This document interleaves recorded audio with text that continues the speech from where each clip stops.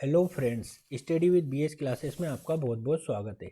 आज हम जियोग्राफी के अंतर्गत कुछ 10 ऑब्जेक्टिव और एक मेंस का डिस्क्रिप्टिव क्वेश्चन पढ़ेंगे।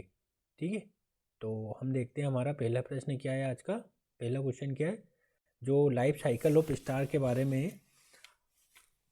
फर्स्ट स्टेटमेंट क्या है, consider the following statement with reference to the life cycle of star. Star की जो लाइफ साइकिल है उसके बारे में बताना है। तो फर्स्ट क्या है, all star form in nebula which are huge cloud of gas and dust. ये बिल्कुल सही स्टेटमेंट है। All star will expand, cool and change colour to become red giant. ये भी स्टेटमेंट सही है। तो इन्होंने क्या पूछा, which of the above statement is are incorrect. Incorrect पूछा है, तो इसका आंसर हो जाएगा नन ऑफ द अबोव, मतलब दोनों ही सही है। तो इसका आंसर हो जाएगा डी। ठीक है, मैं आपको डायग्राम के थ्रू समझा देता हूँ। इसका मैं पीडीएफ अपलोड कर दूंगा, तो आप इजीली इसको याद कर सकते हैं। ये लाइफ साइकिल ऑफ स्टार है। ठीक है, ये स्टेलर नेबुला होता है। ये फिर दो स्टेज में जाता है, एक एवरेज स्टार बनता है, एक मैसिव स्टार बनता है। जो एवरेज स्टार बनता है वो रेड जाइंट, फिर उसके बाद प्लेनेटरी नेबुला, फिर वाइट डॉर्फ में जाके कन्वर्ट हो जाता है। और जो मैसिव स्टार रहता है वो रेड सुपर जाइंट बनता है, फिर सुपरनोवा बनता है। फिर सुपरनोवा में भी वो दो स्टेज में जा सकता है, एक न्यूट्रॉन स्टार बन जाए या फिर ब्लैक होल बन जाए। ठीक है, अब आता है हमारा next, identify the planet whose length of the days and tilt of its axis are almost identical to those of जो अर्थ। मतलब अर्थ के समान ऐसा कौन सा ग्रह है जिसकी जो दिन की लंबाई है और टिल्ट ऑफ द एक्सिस है वो लगभग समान है। तो वो कौन सा है, वो मार्स है। ठीक है, मार्स पे भी लगभग 24 घंटे पाए जाते हैं, 24 घंटे 39 मिनट और 35 सेकेंड। ठीक है, और टिल्ट भी उसके पृथ्वी के बराबर होती है। यहाँ पे मैंने planet of our solar system पूरा डिस्क्राइब करके एक इमेज के फॉर्म में डाला है, आप इसको पढ़ सकते हैं। ठीक है, next question, consider the following statement with reference to the solar system. Solar system के बारे में हमें बताना है।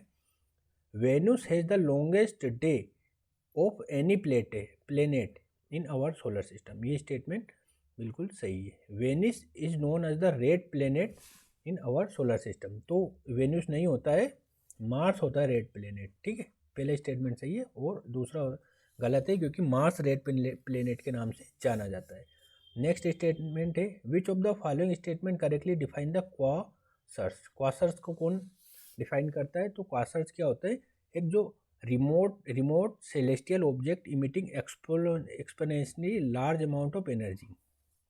कोई बॉडी होती है जो बहुत ज़्यादा मात्रा में एनर्जी उत्सर्जित करती है, तो उसे हम बोलते हैं क्वासर्स। ठीक है, तो इसका स्टेटमेंट, इसका ऑप्शन ए करेक्ट हो जाएगा। ठीक है, ये इसका एक्सप्लेनेशन दिया है। नेक्स्ट आता है हमारा, consider the following statement regarding the black hole. Black hole के बारे में बताना है। The event horizon is the boundary defined in the region of space around a black hole from which not even light can be escape. वहाँ से light भी पास नहीं हो सकती, जो ब्लैक होल होता है। तो ये स्टेटमेंट बिल्कुल सही है। नेक्स्ट है, black hole can form when the centre of massive star collapse in upon itself. तो ये भी स्टेटमेंट सही है। जब वो स्वयं पे कोई गिरता है, स्वयं पे गिरता है, black hole can form when the centre of massive star collapses in upon itself. तो इसका निर्माण होता है ना। तो इसमें दोनों स्टेटमेंट सही हो जाएंगे, तो ऑप्शन सी इसका राइट आंसर हो जाएगा। नेक्स्ट आता है हमारा, scientist observe the merger of the giant black holes billions of light year away from the sun which what is the significance of this observation. इसका क्या महत्व है? तो इसमें क्या हुआ था, ग्रेविटेशनल वेव्स डिटेक्ट हुई थी इस ऑब्जर्वेशन में, है ना। जो उन्होंने ऑब्जर्व किया था, gravitational wave detected billions of light years from the away from the earth. Two black holes have collided to create a large one. Gravitational waves are created when two black holes orbit each other and merge, है ना। Next आता है assertion और reason पर आधारित है। Assertion क्या है ना, the linear distance of a degree of latitude at a poles is little longer than at the equator. ये असर्शन से। रीजन क्या है, the earth is slightly flatten at the pole. ये बिल्कुल सही है ना। और कारण और कथन दोनों सही, और इसका सही एक्सप्लेनेशन भी है। ठीक है, तो इसका आंसर हो जाएगा A and R both are correct. R is the correct explanation of A. ठीक है, ये आपको याद होना चाहिए, the earth is slightly flattened at the pole, है ना, और the linear distance of a degree of latitude at the poles is little longer than of the equator. ठीक है, ये आपको एक्सप्लेनेशन पूरा दिखाया हुआ, देखो 69 पॉइंट रहता है और ये 69.407 रहता है। ठीक है ना, ये पूरा दिखाया है लेटीट्यूड कहाँ पे कितना है, तो इससे आप आसानी से समझ सकते हैं।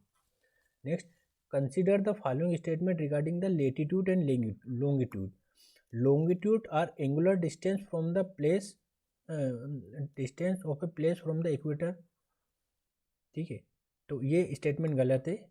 नेक्स्ट है हमारा latitude are the angular distance of a place from the prime meridian, ये भी स्टेटमेंट गलत है, ये एक दूसरे के अपोजिट लिखे हुए हैं, है ना। लेटीट्यूड क्या होता है, ये होता है angular distance from the equator, और लॉन्गिट्यूड क्या होता है, angular distance from the prime meridian.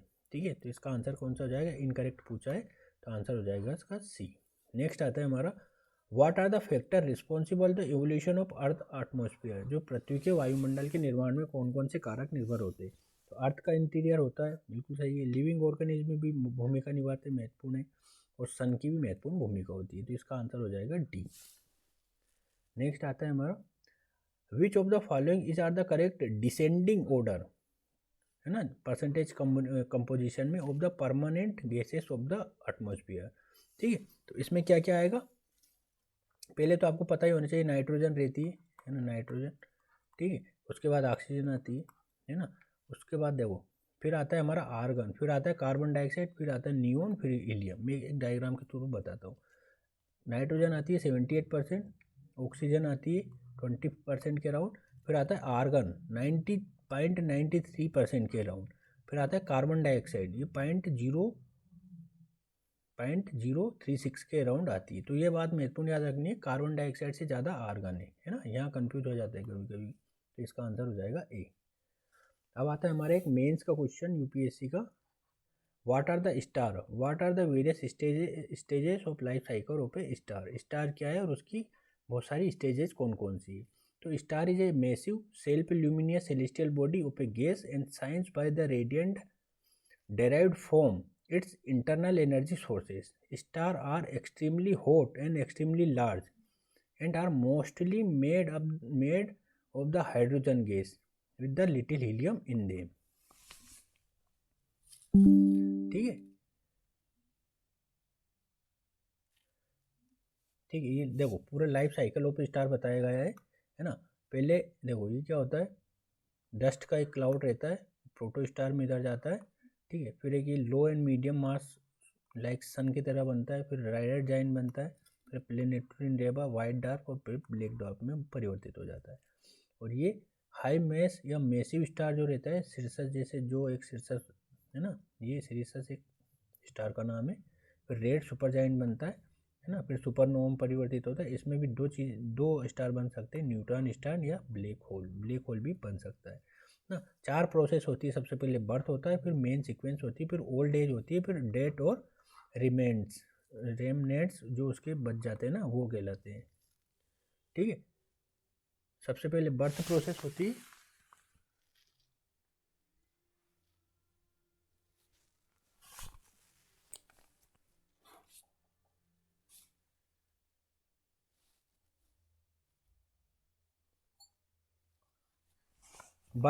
होती है, उसके बाद होती है हमारी मेन सीक्वेंस, फिर होता है रेड जाइंट्स, फिर होता है कोलैप्स। ठीक है, तो ये मैंने अभी आपको डिस्कशन में बता दिया है ना। और इस तरह से ये हमारा वीडियो डिस्कशन समाप्त होता है। अगर आपको कोई डाउट या वगैरह है तो आप डिस्क्रिप्शन बॉक्स में लिख सकते हैं, इसकी मैं PDF आपको डिस्क्रिप्शन बॉक्स में उपलब्ध करा दूंगा। ठीक है, तो वीडियो देखने के लिए बहुत बहुत धन्यवाद। आज का वीडियो हम यहीं समाप्त करेंगे। नमस्कार।